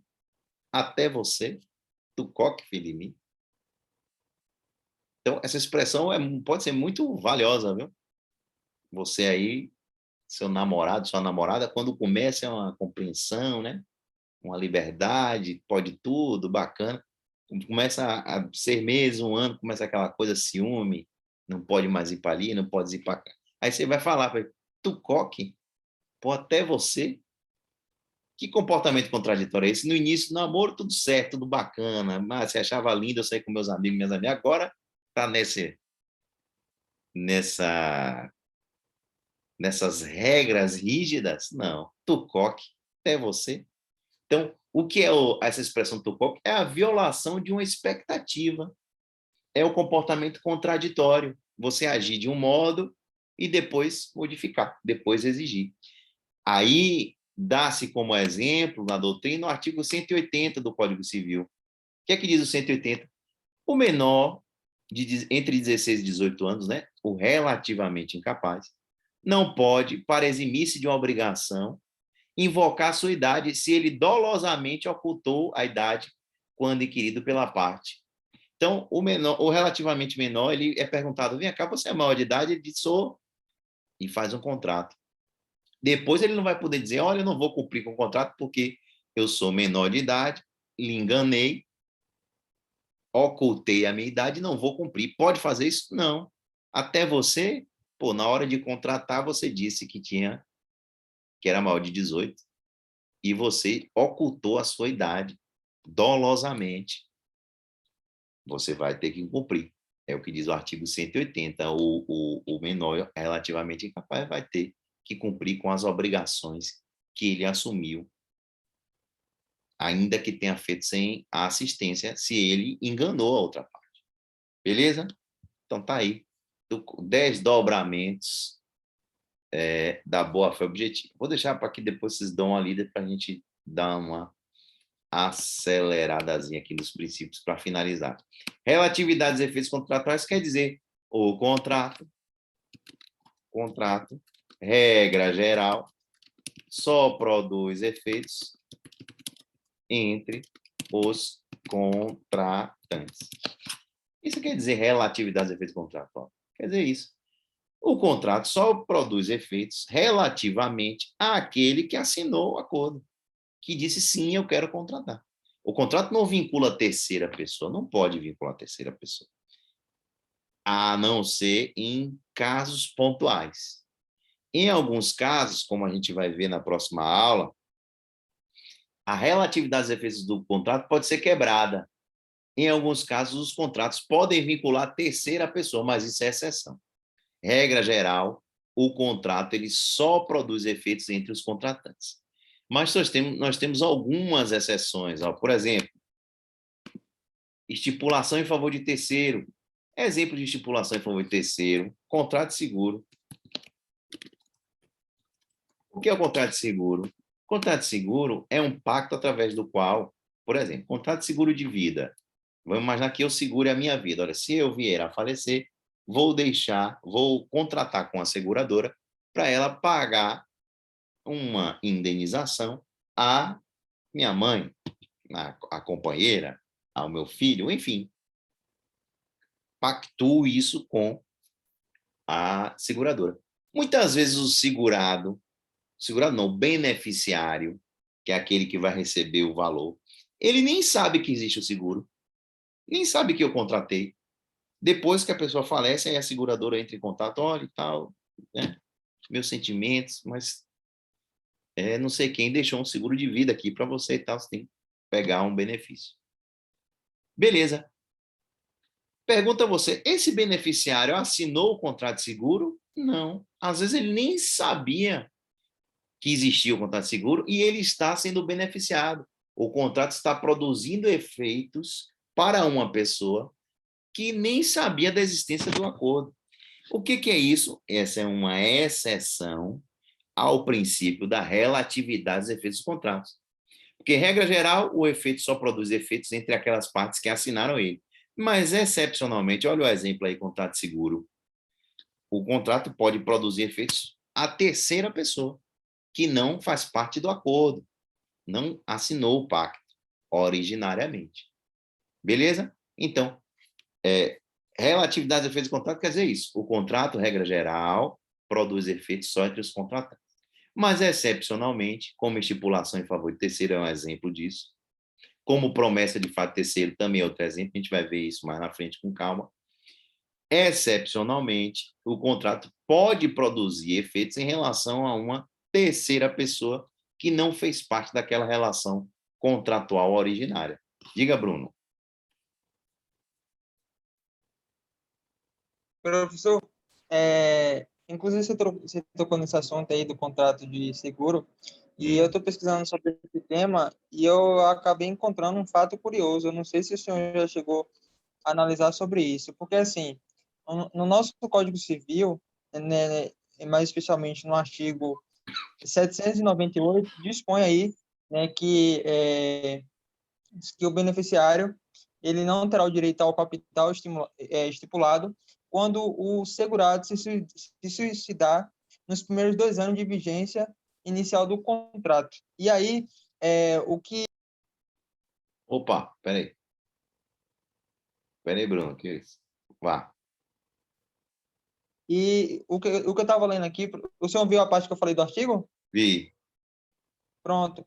E aí, o que eu estava vendo aqui em uma monografia é que ele traça algumas divergências que, inclusive, pela leitura desse artigo, né, inclusive não está expresso se o suicídio ele tem que ser ou não premeditado. Então, assim, como não está expresso essa questão, se o suicídio tem que ser premeditado ou não, né, quando cumprir aí os 2 anos de carência do seguro, a seguradora ela não pode se eximir, de fato, né, do dever de indenizar o beneficiário da pólice, digamos. E aí, só que acontece, professor, o que eu trago de curioso aqui é por conta que, ao mesmo tempo que se tem aí essa previsão de 2 anos mínimos, né, tem uma súmula, né, do STF que dispõe o seguinte, a súmula 105, que diz o seguinte, ó, salvo se tiver havido premeditação, o suicídio do segurado no período contratual da carência não exime o segurador do pagamento do seguro. Aí eu fiquei me questionando o seguinte, como é que você vai, tipo, saber de fato e ter a certeza que a pessoa não premeditou? Sabe, eu acho que isso, por mais que a gente tenha algum outros subsídios para provar isso, né, eu acho que é uma prova muito difícil, materialmente falando, né, digamos, a seguradora provar que o segurado tentou premeditar para que o seu beneficiário recebesse a indenização. O senhor conseguiu entender a divergência entre o Código Civil e essa súmula do STF? Entendo, sim. É o seguinte, primeiro ponto, olha aí o fenômeno da pessoa fazer contratos antes de ver teoria geral. Tá vendo? Você está falando aí de um contrato em espécie, né, um contrato de seguro, e ótimo que você está falando sobre ele, que é um contrato muito interessante. Não sei se a gente vai conseguir ver ele lá no nosso semestre, nossa turma de contratos em espécie, mas é um contrato muito interessante. E esse ponto específico, inclusive, que você tocou, né, desse prazo de carência em relação a suicídio no contrato de vida, seguro de vida, é muito interessante também. Essa discussão, basicamente, Bruno, é o seguinte: a súmula que você leu ela é antiga. Ela é anterior ao Código Civil de 2002. Sim. O Código Civil de 2002 tentou justamente trazer um prazo, trazer uma presunção, que essa presunção era para ser absoluta, mas, na verdade, na prática, ela acaba sendo uma presunção relativa, que admite prova em contrário, mas acabou trazendo uma presunção, um prazo de 2 anos, justamente para tentar resolver essa zona cinzenta que você mencionou aí, probatória, de como é que vai conseguir provar se o cara assina um contrato de seguro de vida, 2 meses depois se suicida. Ele assinou já pensando nisso ou não? É isso que eu estou Difícil, né? pensando, professor. Aí o que foi que o código fez? Qual foi a ideia do legislador? Foi, vamos botar um prazo aí de carência de 2 anos, porque a partir de 2 anos que a pessoa assinou, a gente tira a ideia da premeditação e obriga o pagamento do seguro. Não há o que se Maluco discutir. ainda, professor. Hã? Porque, e isso, inclusive, desculpa de interromper, ainda eu considero ser uma maluquice essa ideia do código, porque, assim, vai que o segurado lá tenha pensando que, de forma premeditada, que depois dos 2 anos, tipo, 2 anos e um mês, eu vou lá e me mato. Pronto, acabou.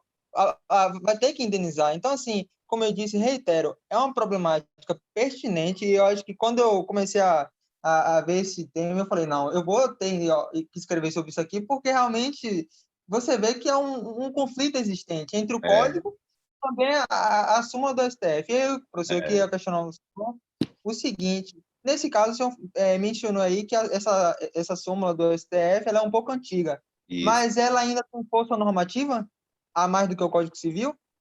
Porque se a gente for analisar pela pirâmide de Kelsen, tipo, digamos que como a Constituição ela está em cima, né, das legislações e o STF é o guardião da Constituição, subentende-se aí, talvez no meu entendimento, que essa súmula do STF ela deve prevalecer sobre o código, esse artigo do código, tá entendendo?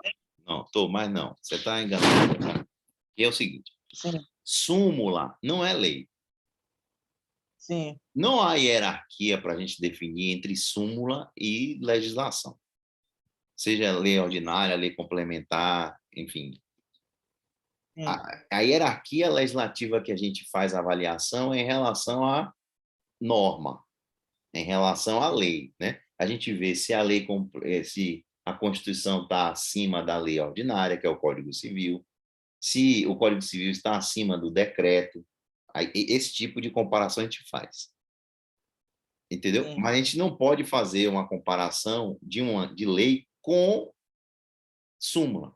Súmula é o entendimento jurisprudencial consolidado.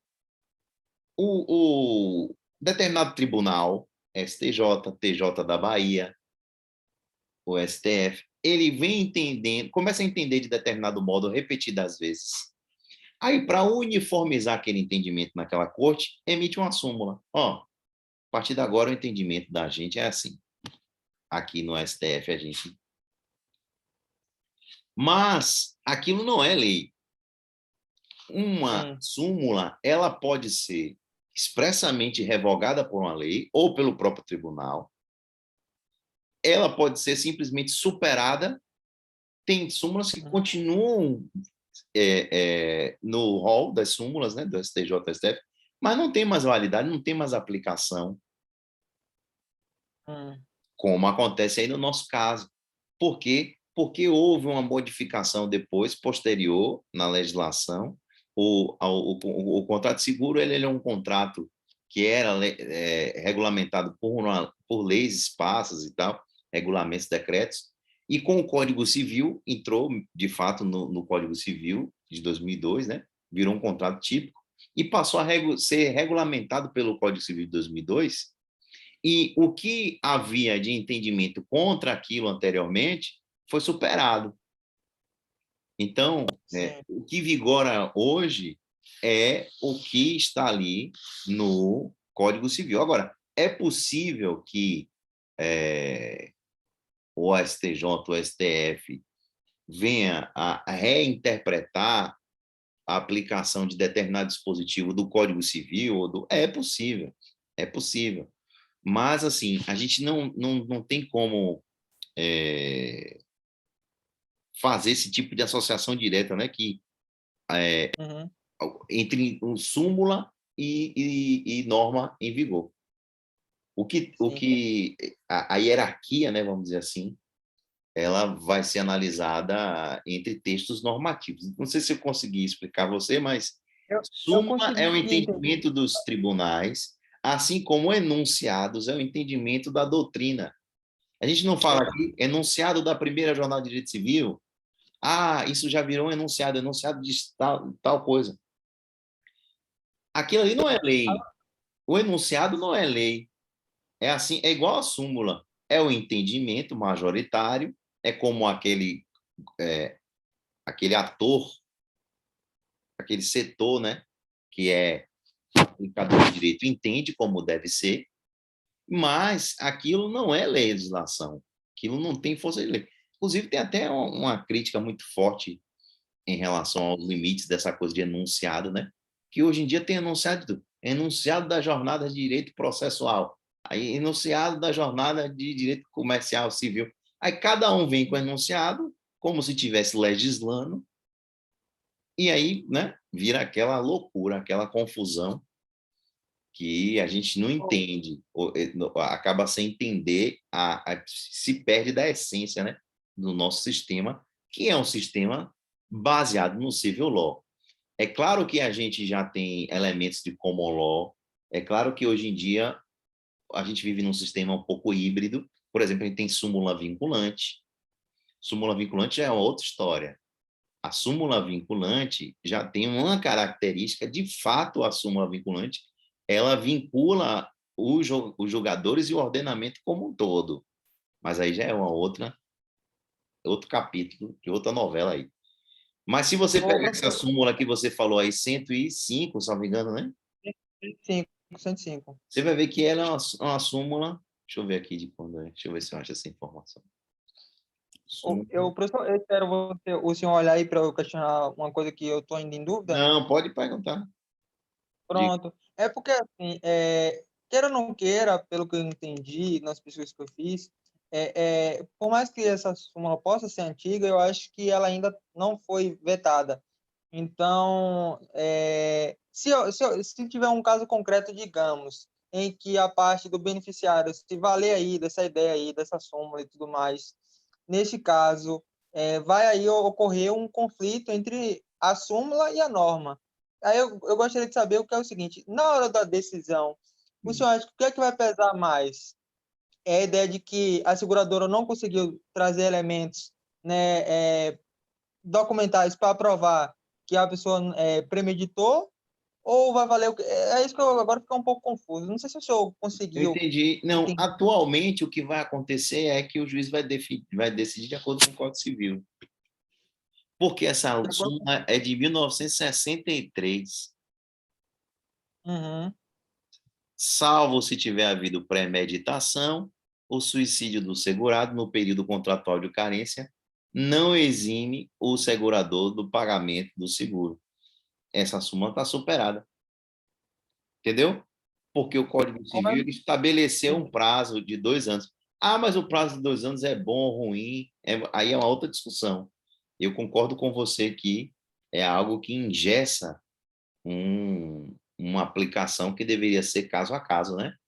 O magistrado deveria Exatamente. ali fazer prova, Exatamente. no caso concreto, ver qual é a situação mais adequada, porque pode ser que o cara tenha premeditado, sei lá, passou 3 anos, enfim, e pode ser que Até não, pode ser. porque, professor, Hum. o que eu vejo em torno dessa problemática é tipo assim, o legislador vai lá e define um prazo. Só que a nossa vida ela é imprevisível, sabe? Hoje você está bem, amanhã você está mal, e assim, por mais que você não premedite, digamos, possa ser que em decorrência de alguns fatores que acontecem em sua vida, você venha tudo bem que não é a melhor opção, assim, digamos, mas você vem a tirar a sua própria vida, tá entendendo? Então, Uhum. assim, eu vejo que a gente definir isso é algo complicado. Eu acho que é um papel que acho que o legislador em si, eu acho que acabou sendo um pouquinho, digamos que infeliz em determinar isso. Não, um pouquinho não, foi muito. Você está sendo simpático com o legislador. A gente não foi duro aqui com a súmula 381, que, né, é vedado ao julgador conhecer de ofício nulidade de cláusulas bancárias. É um vacilo? É um vacilo. Aí, ao contrário, no seu exemplo, o que está equivocado é a legislação, e eu concordo com você. Não tinha Entendi. que ter Ô, esse professor, negócio desse aham, prazo. Mas deixa pronto. eu lhe explicar por que existe o prazo. O prazo existe para tentar proteger o segurado. Porque, veja bem, a seguradora... Eu Você achei acha que era que o contrário, professor. rapidinho, você acha que as seguradoras elas pagam imediatamente esses valores quando a pessoa requer, quando alguém requer? Não, né? Seguro de carro não é assim, seguro de vida não é assim. O que a seguradora faz? Ela tenta criar excludentes do dever de cumprir o seu contrato, né? Ela tenta ver, pô, a batida do carro, será que o cara não provocou a batida? Não foi imprudente? Entendeu? Enfim, seguro de Uhum. vida, será que a pessoa não premeditou e quis enriquecer, deixar um patrimônio para os seus sucessores às custas do contrato? Né? Pode ter sido? Pode. E aí, o que esse tipo de entendimento de 2 anos faz? Cria uma presunção que, se o infeliz ato do suicídio aconteceu 2 anos após, há uma presunção já para que o contrato tenha validade. É tipo assim, olha, juiz, você não vai mais ficar discutindo se já se passaram 2 anos. Aí está claro que o cara não premeditou, né, que está desvinculado dessa ideia de premeditação. Aí, nesses 2 primeiros anos, se acontecer, ao contrário senso, vai criar uma presunção de que foi premeditado. Aí vai caber, né, fazer prova, uma prova difícil, como você mesmo já mencionou, do que deve ser feito, mas a ideia legislativa... Professor, só para finalizar mesmo, e eu não tomar tanto tempo, mas é porque realmente é um tema, assim, quando eu me deparei, eu falei, nossa, peraí, tem alguma coisa aqui alguma coisa que não está certo, né? E aí o que acontece? Nesse caso, vamos supor, se eu seguir por esse dispositivo do código, eu poderia sustentar de que deveria ocorrer uma revisão justamente por conta que a gente definir um prazo pode acabar sendo prejudicial, e de fato eu acho que seja, para uma parte segurada, né? Porque pelos motivos que eu já relatei, que eu acho que a vida é imprevisível, então a gente nunca se sabe quando a gente está bem, quando a gente está mal, Claro. enfim, e, tipo, entendi. Não, e Agora, às vezes, os distúrbios da ansiedade, né? Dentre eles, a exato, depressão, eles têm várias causas. Tem, às vezes, é uma coisa que vem com calma, de um processo de estresse, às vezes vem por força de uma experiência traumática, de uma hora para outra, alguém que perde um ente querido, ou passa por algum, sei lá, um acidente, enfim, são vários a única, motivos. exatamente. A única coisa que eu achei que foi sábio, digamos, desse artigo só foi o parágrafo único que diz o seguinte, que, ressalvada a hipótese prevista neste código, é nula a causa contratual que exclui o pagamento do capital por suicídio do assegurado. Então, assim, ele disse, ó, não Isso, pode ter um contrato que isso. exclua essa previsão. Já tenha Isso aí eu direto. acho. Sim, E, agora o fato de você definir, eu acho uma problemática. Aí eu acho que seria propor aí uma revisão e ir para Congresso mesmo para tentar ver se muda. Mas, enfim, obrigado, professor. Eu agradeço mesmo de verdade. E esse é o tema que eu estou escrevendo sobre. boa, bom. Só que, na verdade, eu estou escrevendo sobre esse tema em obrigação, em contratos. O senhor poderia enviar esse material para me dar uma lida depois? Que material? Esse material que o senhor tem sobre o contrato de seguro? Não tem meu livro. Lá na faculdade tem. Tem o meu livro lá, se você quiser. Eu não tenho aqui Em eles PDF, no caso. separado, não é. Entendi. Prontinho. Mas eu vou tentar dar uma procurada aí, ver se eu consigo. Pronto, tem Viu, professor? vários livros Valeu. tem aí sobre seguro. Prontinho. Galera, a gente pega daqui de onde a gente parou. Na próxima aula, a gente vai ver classificação dos contratos e aí a gente finaliza essa teoria Ok. geral dos contratos, viu? Professor, deixa eu tirar só uma dúvida. No dia 2, que é quinta-feira, a gente deve entregar o artigo, né? Sim. Aí, na outra avaliação, que era para fazer o vídeo, no dia que era para entregar, o senhor tinha liberado para que as pessoas fizessem os ajustes. Sim. Isso não vai acontecer para o artigo, não vai acontecer, né? Não, eu assim, eu vou aproveitar, sabe? A semana que vem. Não, eu não faço chamada, não é obrigatório, a pessoa vai assistir a aula, mas eu vou finalizar aí, eu vou utilizar o horário para finalizar esses tópicos que a gente está vendo, entendeu? Não, De, porque eu estou falando assim, porque o senhor poderia, se fosse possível, né? De repente estender para sexta a entrega quem quisesse assistir a aula podia vir assistir a aula, entendeu? Porque assim, hoje a gente já teve um quórum pequeno. Uhum, Então, assim, como a semana que vem eu acho que vai ter um quórum menor. uhum. Então, assim, aí eu não sei. Na verdade, Eu se vai acho ter que até quórum, entendeu? Eu não me importo, não. Se não tiver Não? quórum, não tem Aí aula. você grava só. Não, se Ô, tiver, professor, se tiver uma pessoa aqui, a gente faz, eu gravo. Então, professor, ok. só rapidinho, Diga. eu acho que assim, isso que foi proposto pela colega, tipo assim, como eu disse, eu já comecei a fazer meu trabalho e tudo mais. Só que essa semana, sinceramente, tá muito atribulado, tanta coisa. Então, assim, se eu pudesse folgar um pouquinho mais, de deixar um pouquinho, digamos, para sexta, digamos, eu acho que poderia ajudar a gente aí nesse sentido. Até porque o prazo para vocês lançarem as notas na caderneta, se eu não me engano, é dia 13, que inclusive eu estava discutindo ontem isso com o professor. Então, acho que não teria tanto prejuízo, digamos, aumentar mais um dia ou não, É entendeu? Se for, dia 3 ou 13? o prazo para lançar na caderneta é dia 13. Eu 13. posso 13.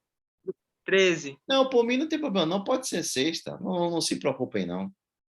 Pronto. Ok. Aí, no caso, Em relação só a isso, para... eu não estou rígido hora, minuto, dia. Não, às vezes sim. Não pode esculhambar, né? Só querer entregar Exatamente, Não, para exatamente. mim dia 3 dias fica depois, ótimo. 15 dias depois, né? Como tem uma galera aí querendo entregar o da primeira, foi, pô, não aceito. Aí não. É, Mas depois, Aí quem não, entregou depois, um dia depois, teve um problema com a conexão, pronto. pintou, não tem relaxa. Ô, Nenhuma. ok. professor, só finalizando mesmo, de fato, real. Aí, no Então, caso, tchau, gente. Boa noite. obrigações fica para sexta e contratos, segue o mesmo entendimento também? Que aí eu aviso para a galera. Vai ser tudo assim. Vou aparecer, se rolar o quórum, tem aula. Se não rolar, Pronto. Aí eu aviso para o pessoal de contratos também, que pode enviar até na sexta, o prazo limite, não é isso? contratos é que dia? Contratos é na